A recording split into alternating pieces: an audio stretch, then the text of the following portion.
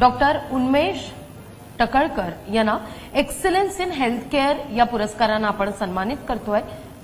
त्यांचे प्रतिनिधी हा पुरस्कार स्वीकारतील, पण त्यांच्या कार्याचा आढावा घेणारी ही एबी आपण पाहूया। नमस्कार, मी डॉक्टर उन्मेष टाकळकर। सर्वप्रथम लोकशाही या मराठी न्यूज चॅनलने जो मला सन्मान दिला आहे त्याबद्दल मी त्यांचा आभारी आहे। मी कॉन्फरन्सला बाहेर देशात असल्या कारणामुळे पर्सनली हा सन्मान स्वीकारायला येऊ शकत नाही, त्याबद्दल माझी दिलगिरी आहे।